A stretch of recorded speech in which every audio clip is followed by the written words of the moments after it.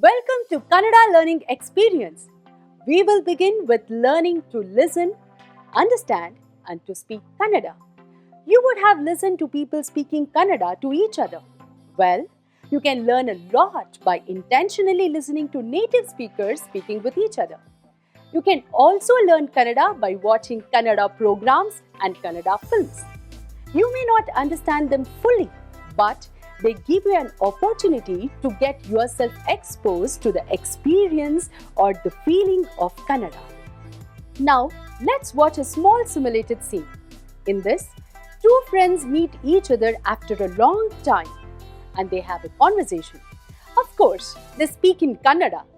Now that you know the situation, if you concentrate a bit, you would follow quite a bit of Kannada there. Shall we see the scene? Hello, ಅಯ್ಯೋ ಎಷ್ಟು ವರ್ಷ ಆಯಿತು ನೀನು ನೋಡಿ. ನೀವು ಇಷ್ಟು ದಿನ ಎಲ್ಲೋಗಿದ್ದೆ, ಕಾಣಿಸ್ಲೇ ಇಲ್ಲ. ಅಲ್ಲ, ನೀವು ಯಾರು? ಸರಿ ಹೇಳು ನೋಡೋಣ, ನಾನು ಯಾರು ಅಂತ ಹೇಳು, ಗೆಸ್ ಮಾಡು. ಇಲ್ಲ, ನಂಗೆ ಗೊತ್ತಾಗ್ತಾ ಇಲ್ಲ ನೀವು ಯಾರು ಅಂತ. ಯಾವಾಗಲೂ ನೀನು ಹೀಗೆ ತಮಾಷೆ ಮಾಡೋದು. ಇಲ್ಲ, ನಂಗೆ ನಿಜವಾಗ್ಲೂ ಗೊತ್ತಾಗ್ತಾ ಇಲ್ಲ ನೀವು ಯಾರು ಅಂತ. 6th ಸ್ಟ್ಯಾಂಡರ್ಡಲ್ಲಿ ಹಂಪಿ ಟೂರ್ ಹೋಗಿದ್ವಿ, ನೀನು ನದಿಗೆ ಬಿದ್ದುಬಿಟ್ಟಿದ್ದೆ. ಆಗ ನಾನು ನಿನ್ನ ಸಾರಿ, ನಾನು ಹಂಪಿ ನೋಡೇ ಇಲ್ಲ. ಹೌದು, ಹಂಪಿ ಅಲ್ಲ, ಅದು KRS ಹೋಗಿದ್ವಿ ನಾವು. KRS ಅಂದ್ರೆ? KRS ಅಂದರೆ ನೋಡ್ದಾ, ನೀನು ಬದಲಾಗೇ ಇಲ್ಲ, ಹಾಗೇ ಇದೆಯಾ. ನಿನ್ನ ಹೆಸರು ಚೈತ್ರ. ಒಂದು ನಿಮಿಷ, ನನ್ನ ಹೆಸರು ಪೂಜಾ ರಾವ್. ಪೂಜಾರಾವ ಅಲ್ವಲ್ಲ? ನೀನು ಹಾಸನದವಳು ತಾನೆ? ನಾನು ಧಾರವಾಡದಾಕಿ. ಧಾರವಾಡದವಳ? ಐ ಆಮ್ ಸಾರಿ, ಅದು ನನಗೆ ಹೈಸ್ಕೂಲ್ ಮೇಟ್ ಒಬ್ಳಿದ್ಲು, ಚೈತ್ರ ಅಂತ, ಹಾಗಾಗಿ ಮಿಸ್ ಮಾಡ್ಕೊಂಬಿಟ್ಟೆ. ಐ ಆಮ್ ಸಾರಿ, ಬೇಜಾರು ಮಾಡ್ಕೋಬೇಡಿ. ಚಂದನ್ ಮಾರೋ ಇಲ್ಲಿ ಗೂಬೆ, ನಾನೇ ಚೈತ್ರ. ನೀನ್ ನೋಡು, ಹಾಗೆ ಮಾಡೋದು ಯಾವಾಗ್ಲೂ. ನನಗೆ ಗೊತ್ತಿತ್ತು ನೀನ್ ಹಿಂಗೆ ಮಾಡ್ತಾ ಇದೀಯ ಅಂತ ಗೊತ್ತಿತ್ತು. ಬಾರಿ, ನಿನ್ ಮುಖ ನೋಡ್ಬೇಕಿತ್ತು, ಆಯ್ತಾ? Did you enjoy that? Yes, I said, did you enjoy that? I didn't ask, did you understand that? Enjoying listening to persons speaking Kannada is a primary thing in learning Kannada. Enjoy listening to natural conversations in Kannada, but of course, by their permission. Okay, now we will learn a couple of basic sentences these two persons used in their conversation. Here you should listen to them with an intention to learn. So, repeat the sentences with them as correctly as you can.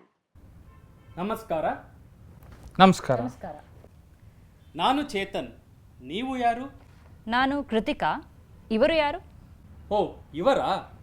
ಇವರು ನಂದೀಶ್. ಓ, ಹೌದಾ? ನಮಸ್ಕಾರ ನಂದೀಶ್ ಅವರೇ.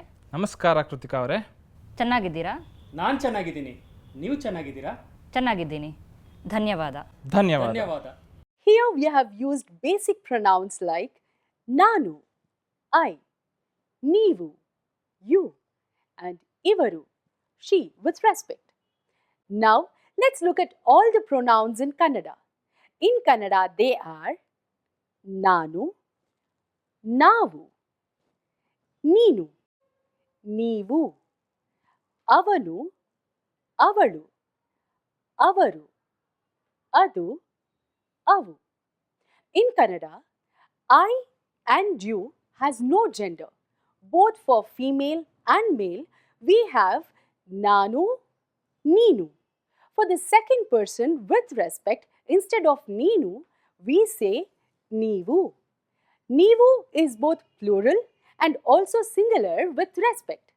For elderly persons and strangers, we usually say neevu instead of neenu. For small children, younger persons, known friends, we say neenu for you. Similarly, in third person, we say he and she. In Kannada, we say avanu and avalu. Avaru is a third person plural for many people. Avaru bharatiyaru. Avaru 10 jana vidyarthiniyaru. However, avaru is also used to indicate third person singular with respect. ಅವನು ವಿದ್ಯಾರ್ಥಿ, ಅವಳು ವಿದ್ಯಾರ್ಥಿನಿ. But ಅವರು professor. ಅವನು, ಅವಳು, ಅವರು, ಅದು, ಅವು indicate those persons and things that are far from us. How do we indicate those who are near to us?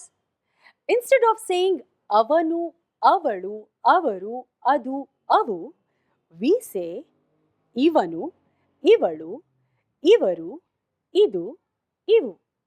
Ivanu balaka, avanu balaka, ivalu balaki, avalu balaki, ivaru lawyeru, ಅವರು lawyer. ಇದು ಪುಸ್ತಕ, ಅದು ಪುಸ್ತಕ. ಇವು pencil, ಅವು pencil. ಈ near, ಆ for. Now, let's make small but complete sentences. In Kannada, after each pronoun, if you just say your name or even your profession, it makes a complete meaningful sentence. You don't need the verbs like is, are as in English. For example, Nanu Lakshmi. My name Lakshmi. Nanu Shikshaki.